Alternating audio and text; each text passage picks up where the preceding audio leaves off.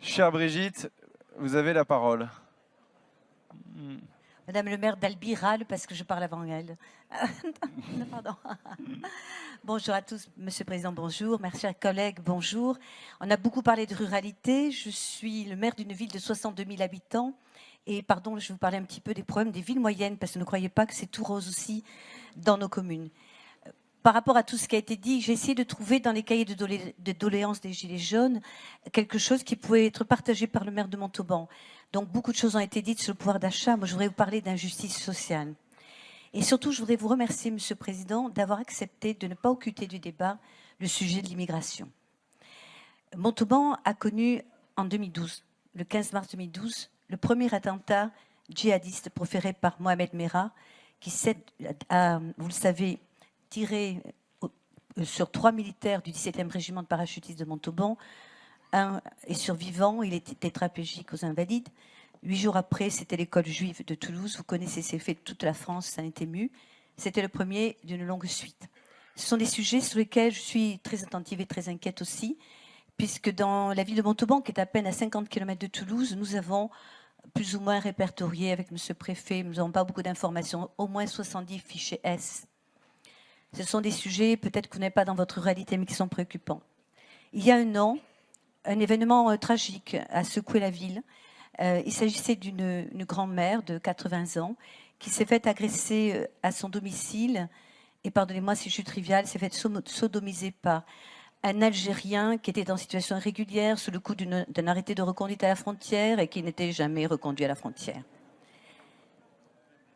Non, mais voilà, je savais que c'était un sujet sensible, mais Monsieur le Président nous a permis de l'aborder et je souhaite pouvoir l'aborder en toute simplicité. J'ai lu dans les cahiers de doléances qu'il fallait arrêter l'immigration massive. Ces personnes qui sont sur les ronds-points se sentent reléguées, oubliées de la République. Ces personnes qui sont sur les ronds-points, les Gilets jaunes, et j'ai des textes que je peux vous soumettre, mais je ne veux pas alourdir le débat, s'inquiètent d'être plus maltraités que de personnes qui viennent d'ailleurs. Ils l'expriment avec leur drapeau tricolore sur les ronds-points, ils l'expriment en chantant la Marseillaise quand ils défilent. Ce ne sont pas tous des casseurs. Moi, je les ai reçus dans ma mairie. Ce sont de pauvres gens. Ce sont des pauvres gens, mais qui se sentent maltraités, oubliés, autant que dans la ruralité. Par exemple, quand ils envoient dans leurs écoles leurs enfants, dans des écoles où leurs enfants sont minoritaires quand ils parlent français. Quand nous parlons, par exemple, des mineurs isolés, vous savez, ces mineurs qui viennent d'ailleurs, eh bien, et que l'on voit que pour nos propres mineurs qui ont des problèmes qu'on devrait pouvoir placer dans des familles d'accueil, dans le cadre de la protection de l'enfance, eh bien, tout ça n'est pas possible parce que tous ces établissements d'accueil, toutes ces familles d'accueil sont complètement embolisées par justement ces mineurs isolés. C'est un coût énorme pour la République, c'est 2 millions d'euros par an, 2 milliards d'euros par an. Et je crois savoir d'ailleurs que les départements s'en sont émus, puisque ce sont eux qui sont à charge de ce problème. Et vous avez décidé de leur octroyer 57 000 euros par enfant et par an, c'est-à-dire presque 5 000 euros par mois. Tout cela, les Gilets jaunes le savent aussi. C'est la même chose dans le logement. Quand les Gilets jaunes ne peuvent pas avoir accès à un logement social, et que nous en construisons beaucoup, parce que nous, dans les villes moyennes partout, nous le savons, nous avons des quotas à respecter, et que malheureusement, ces logements sociaux sont embolisés par notamment les réservations préfectorales qui sont destinées justement aux étrangers. Je continue, je suis désolée. On pourra en parler aussi. Mes chers collègues, on s'écoute de manière respectueuse. Très sensible. Je parlerai aussi des soins de santé. Les soins de santé, quand on ne peut pas s'offrir, vous l'avez dit tout à l'heure, un maire rural a dit tout à l'heure, des lunettes, une prothèse dentaire, et qu'on voit que par le biais de l'aide médicale d'État, 1 milliard d'euros cette année en 2019, un étranger en situation irrégulière pour se faire rembourser tous ses soins à 100%. Monsieur le Président, il faut l'entendre. Il faut l'entendre. C'est un vrai souci de justice sociale. C'est un vrai justice. Je sais qu'il dérange. Et je vais finir par les retraites. Les retraites, c'est la même chose.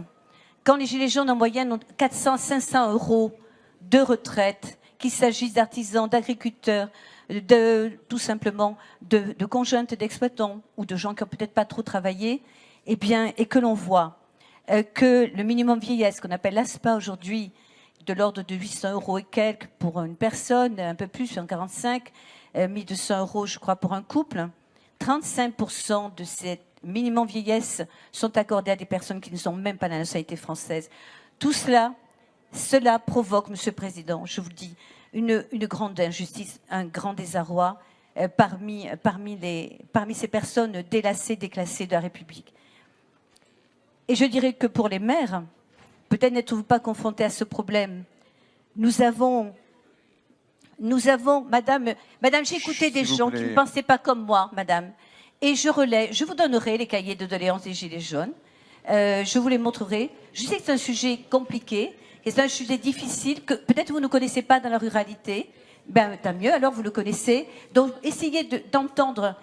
Le politiquement correct a fait trop de ravages dans ce pays, Madame. J'en ai souffert moi-même. Mais aujourd'hui, j'ai décidé de ne plus me taire.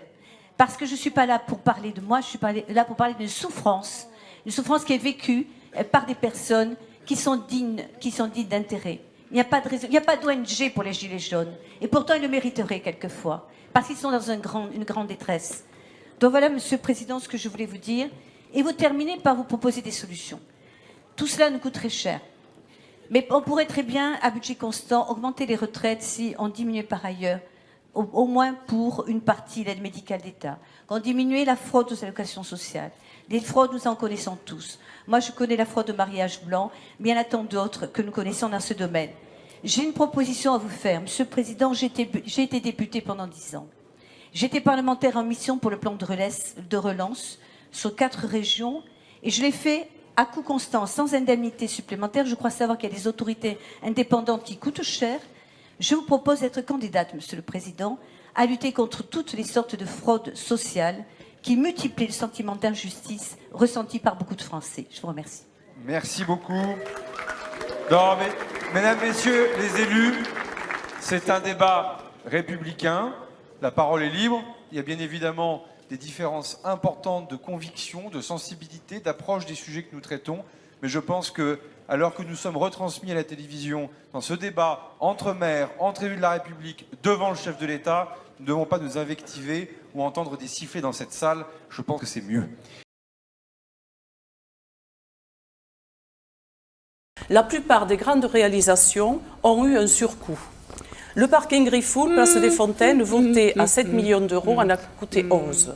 La place des Fontaines, estimée à 2 millions d'euros, en a coûté 10. La médiathèque, annoncée à 7, en a coûté 13. Les tribunes de Nasapiac, annoncées à 3, en ont coûté 5. C'est terminé, Emmanuel. Je vous remercie effectivement d'avoir participé à ce débat.